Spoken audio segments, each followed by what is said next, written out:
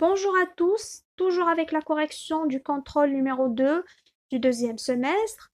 Aujourd'hui, on va corriger le vocabulaire et on passe directement à répondre aux consignes.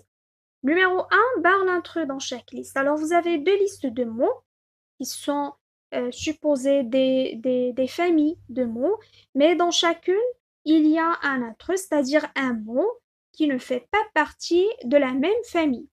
Alors, pour dire que ce sont des mots de la même famille, il faut qu'ils contiennent ou bien qu'ils soient formés à partir du même radical et aussi ils doivent parler de la même chose, c'est-à-dire qu'il doit y avoir un sens commun, un sens proche.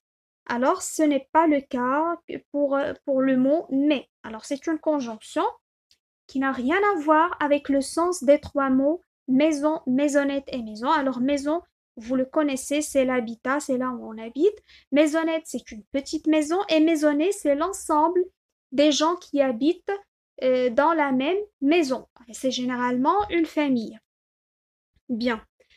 Deuxième liste, malade, mal, maladie, ce sont des mots de la même famille, mais le dernier mot ne fait pas partie de cette famille parce premièrement, il ne s'écrit pas de la même façon, d'accord? Il y a un accent circonflexe sur le A et il y a un E à la fin, donc il ne s'écrit pas de la même façon. C'est vrai qu'il est semblable avec les autres mots, mais même au niveau du sens, il n'a rien à voir.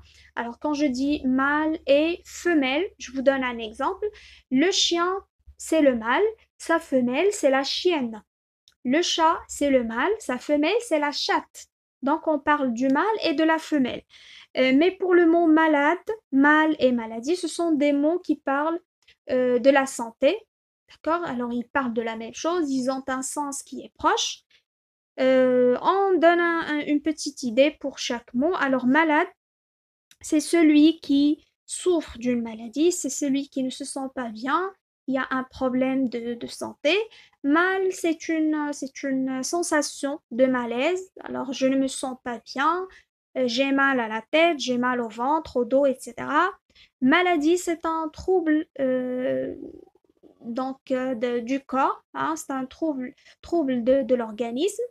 Et vous avez déjà vu pas mal de types de maladies dans les unités où on a travaillé le thème de la santé. Bien. On passe à l'exercice 2. Entoure le radical dans chaque liste. Alors le radical, c'est l'ensemble des lettres qui se répètent dans les mots de la même famille et c'est ce que j'ai entouré dans les deux listes. Alors vous avez rapide et glisse. Ce sont les radicaux des deux familles de mots.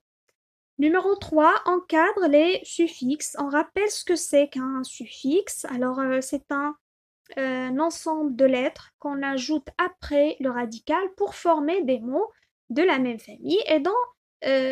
Alors pendant la leçon, pendant les exercices aussi, on a appris pas mal de suffixes que j'espère vous avez retenus par cœur. Alors, vous avez ié, ation, yé, euri, âge, on, ateur, man et et. Ce sont des suffixes qu'on a déjà travaillés. Numéro 4, entoure les préfixes. Les préfixes aussi, on les a vus pendant la leçon et on a parlé du sens qu'apporte chacun au mot. D'accord? Alors, vous avez les préfixes un, des, re, trans, ir, un et il. Numéro 5 donne le synonyme de périlleux.